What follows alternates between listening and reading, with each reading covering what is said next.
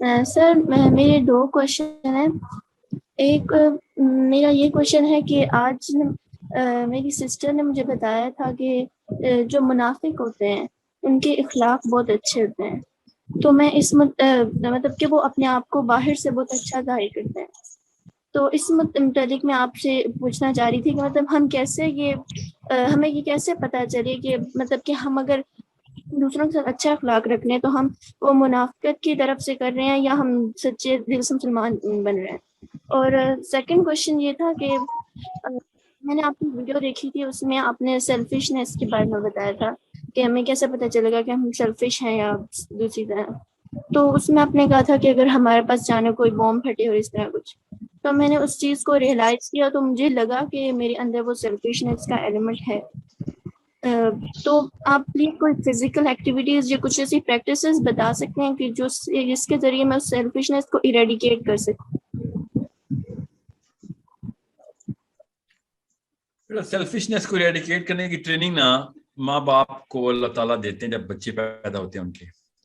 ٹھیک ہے، نکاح جو ہے نا، نکاح من السنہ، نبی علیہ السلام نے شاہ فرمایا. کیونکہ پھر آپ سوچیں کہ نبی علیہ السلام کی سائیکالوجی کے قریب آتے ہیں.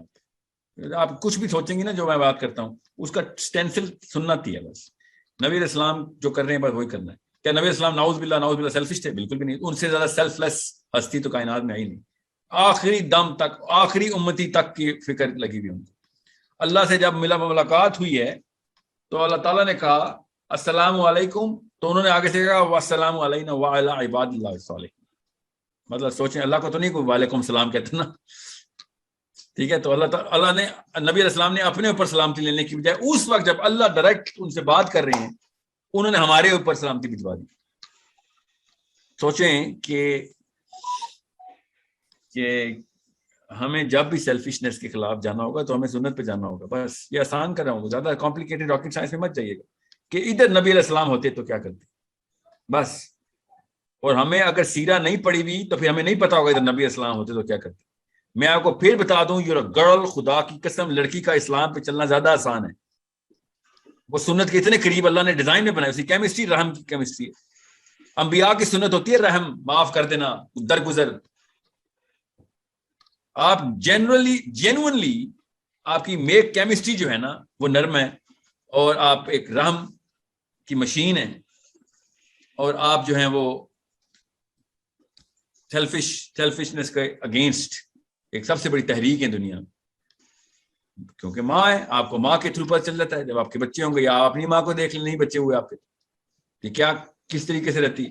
اس لیے مجھے ان ماؤں کے اوپر سمجھ نہیں آتی کہ تمہیں اپنے بچوں پہ رحم نہیں آ رہا. وہ کہتے ہیں نہیں بچے پال رہی ہوں میں کیا کرتی، بچوں کے لیے کر رہی ہوں. بچوں کے لیے نہیں کر رہی آپ بچوں کی دنیا کے اندر 20 سال گزارنے کے لیے کر رہی ہیں، نہیں تو آخرت میں جلا آپ ہی رہی ہیں اس کو.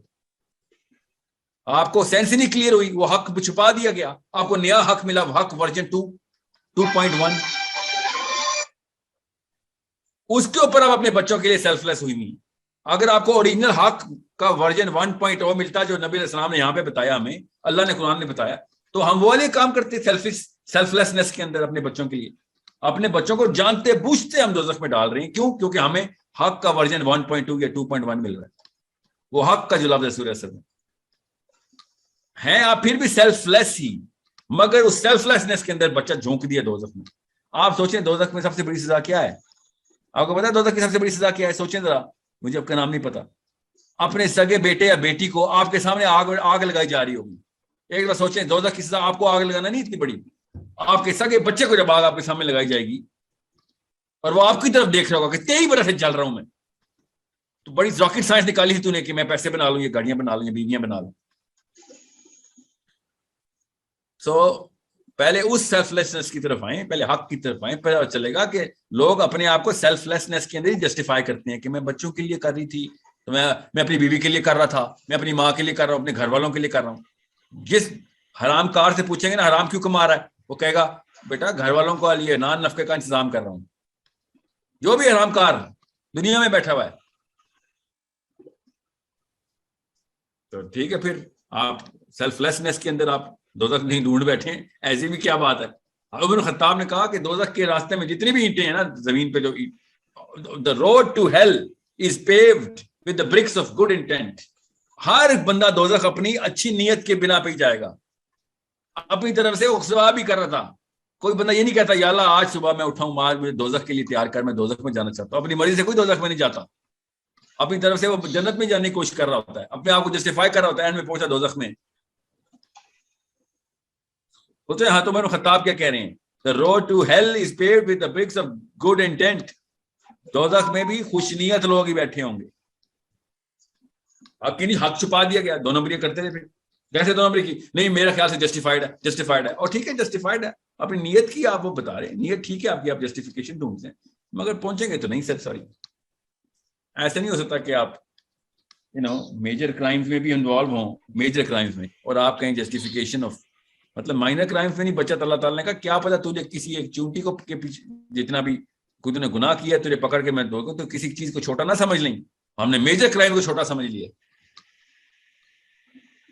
سو اٹس سیلف لیسنس کا ایک ہی پیکر ہے نبی علیہ السلام محمد مصطفیٰ صلی اللہ علیہ وآلہ وسلم. بس میرے کسی لیکچر یا ڈاکٹر سرار مودودی صاحب یا طارق جمیل, انہوں نے صرف سنت کی ریوائول کے لیے بات کر رہے ہیں کہ نبی اسلام تک کی سائیکالوجی پکڑ لو. اللہ کہاں سے آپ کے پاس سیلف لیسنس آنی؟ کوئی چکر ہی نہیں ہے, کوئی چکر ہی نہیں ہے کہ آپ سیلف لیس ہو سکیں اور آپ کے اندر سنت نہ ہو. ٹھیک ہے, سو سنت آئے گی, وہ کہاں سے آئے گی؟ کیونکہ جس طریقے سے نبی اسلام نے کہا. آپ کو میں عجیب سی بات بتاؤں, ایسی باتیں اسلام کی ڈالی ہوئی ہیں حدیثیں نکال کے, جو کہ ہر 2 نمبر نے اپنے اوپر گھر میں بھی لگائی ہوئی ہے, اور یہ نہیں دیکھتا کہ بھائی یہ اثر میں اس کا بہانہ ہے جس کے لیے اس نے ایک حدیث نکالی, اپنے بہانے کو ہی فٹ کر رہا ہے. کیوں؟ جنرل ڈیفینیشن آف حق کے اوپر سے پردہ ڈالا ہے, باقی کی چیزیں بھی قرآن حدیث سے لے رہا ہے. تیل اویو میں رہتے ہوئے مسلمان, تیل اویو میں رہ رہے ہیں اس وقت, میجر بامبنگ ہو رہی ہے. تیل اویو میں جمعے کی نماز ہوتی ہے, پتہ نا آپ کو, تیل اویو میں مسلمان بولتے ہیں. اسرائیل کا کیپٹل ہے تیل اویو. پوچھے نا کوئی یار اس ٹائم یہاں پہ کیا کر رہے ہو یار, تم نوکریاں کر رہے ہیں, تمہیں تو وہ کہہ رہے ہیں یہاں سے نکلو, وہ تو بڑے خوش ہوں گے تم نکل جاؤ. نہیں یہاں پہ ہم حلال کما رہے ہیں. ٹھیک ہے, پھر کمائیں آپ حلال. ہر بندے کے پاس جسٹیفیکیشن تو ہے. اتنی سی ہجرت نہیں ہوئی تم سے, اتنی سی ہجرت نہیں ہو رہی, ہم نے بڑے سے کام کیا کرنے ہیں ہم نے. سو بیٹا چھوٹا کام نہیں ہے, مجھے پتا ہے. آپ کا نام فاطمہ تھا, آئی تھنک. آپ کا چھوٹا کام نہیں ہے یہ, مجھے بھی, مگر پھر یہی ٹیسٹ ہے نا. اور کیا ٹیسٹ چاہیے آپ کو؟ ابو بکر صدیق والا ٹیسٹ چاہیے آپ کو, علی بن ابی طالب والا ٹیسٹ چاہیے. وہ تو نہیں پاس کرنے تھے ہم نے, ہمیں یہی والے ٹیسٹ ملے ہوئے ہیں. پتہ نہیں کیوں ہم ریلیٹ کرتے ہیں کہ فاطمہ تو ذرا والا ٹیسٹ ملے گا مجھے کبھی فیوچر میں. نہیں سوری, ابھی والا ٹیسٹ ملے گا آپ کو. کیا پتا کل مر جائیں. سوال اسی کا ہوگا کہ آپ نے گھر کے اندر کیا معاملہ کیا آپ نے لڑکیوں نے, اللہ کا رسول کا ہے یا پھر بس لوگوں سے ڈر گئے. بس ٹھیک, بس لوگوں سے ڈر گئے تو بس پھر کیا باتیں کرنی جنت دوزخ کی. شاباش, ایک ہی لائن ہے, دوسری لائن نہیں, 3 لائنیں نہیں ادھر. یا اللہ کے رسول والی لائن ہے, یا دوزخ والی لائن. آپ سے اور میرے سے کوئی حکمرانوں والے سوال نہیں ہونے, ہم سے ڈومیسٹک سوال ہونے ہیں. یہ میں نے کیمرے کے سامنے بیٹھ گیا ہوں, آپ کو پتا بھی نہیں کتنا بڑا رسک لے رہا ہوں میں, کیونکہ اب میں نے مجھ سے ڈومیسٹک سوال نہیں ہونے, مجھ سے پبلک سے سوال ہو جانے کہ تو دنیا کو راستے پہ لے کے آ رہا تھا, چل ادھر آنا, تیرے پاس تو بڑا گڑھا ہے تیرا دوزخ کا, اگر تو نے غلطی کی تو. سمجھ رہے, آپ کے پاس تو صرف ڈومیسٹک فیبرک کے اندر کے کوسچن ہیں, اس میں بھی اللہ کا رسول نہیں پورا کر رہی. مطلب آپ کو کون سا کوئی جہاد پہ بھی جانا تھا آپ نے اس کے بعد کہ خیر ہے گناہ معاف کرا لوں گی, لڑائی کروں گی, اللہ کے راستے میں مر جاؤں گی. آپ کو don't fool yourself, don't kid yourself. آپ کا یہی جہاد تھا, آپ کا یہی غزوہ بدر ہے, آپ کا یہی غزوہ ہوتا ہے. آپ نے کوئی نہیں غزوہ بدر پہ جانا, وہ آدمی لوگوں کے لیے اللہ نے کھولنے ہیں, بند کرنے ہیں راستے. لڑکیوں کو تو ڈومیسٹک لیول کے اوپر اتنا, مطلب میں نے ایسا it's not an easy thing. مجھے کسی شک میں نہیں ہوں میں کہ آسان کام نہیں ہوتا, مگر تکلیف اتنی ہوتی ہے, ٹھیک ہے, جتنی کہ لوگوں کو بڑے کاموں پہ اپیرنٹلی زیادہ فزیکلی اسٹرینس کاموں کے اوپر ہوتی ہے. آپ کو یہ والے کام نہیں ہیں, آپ کے ایموشنل اسپیکٹرم کے سوال ہیں, آپ کے جو ٹراما اور بیسک ٹارچر ہوتا ہے, ایموشنل ٹارچر, شوہروں کی طرف سے یا ساسوں کی طرف سے یا باپوں کی طرف آ رہا ہوں, کہاں سے, ہر جگہ سے آتا ہے, محلے داروں سے آتا ہے, رشتے داروں سے آتا ہے. آپ کو یہی سوال ملنے, اس پہ بھی آپ کہہ رہے ہیں یہاں پہ میں کمپرومائز اس لیے کر رہی ہوں کہ یہ جسٹیفیکیشن ہے. تو عمران خان بھی یہی جسٹیفیکیشن سے کمپرومائز کرتا ہے, اس کا میٹرکس بڑا ہے. ابو جہل بھی خاص, چلیں ابو جہل تو کافر تھا, میں کمپرومائز تو نہیں کرتا تھا, وہ بڑے بڑے لوگوں نے کمپرومائز کیے کھلے عام. حجاج بن یوسف کمپرومائز کر کے بیٹھا ہوا تھا. میں اس لیے ان کو دوزخی نہیں کہتا, اللہ کے ماننے والے ہیں اس لیے کیا پتا جنت میں جائیں, مگر اپیرنٹلی ان کے چانس نہیں لگتے. جو کمپرومائز کرتے نا اپنے, ان کے چانس نہیں ہیں اتنے. وہ ویٹ کر رہے ہیں کہ نہیں بڑے امتحان میں پاس ہو جاؤں گا یا پاس ہو جاؤں گی, چھوٹے امتحانوں میں فیل ہو رہی ہوں. یہی وہی میں نے کہا نا والعصر کا یہی مطلب ہے پھر کہ آگے کا سوچ کے کل میں ثواب کل توبہ کر لوں گا, آج ٹھیک ہوں, آج خیر ہے گناہ کر لوں, ایسے نہیں ہوگا. Wait for nothing. You are as a Muslim today only. Tomorrow you do not know. As Muslims we might die tonight, right now. جو کچھ سامنے ہے وہی آپ کا غزوہ بدر ہے. لڑنی ہے تو لڑیں, نہیں تو پھر 2 نمبری کہانی نہیں چلے گی کسی کے آگے. سوری.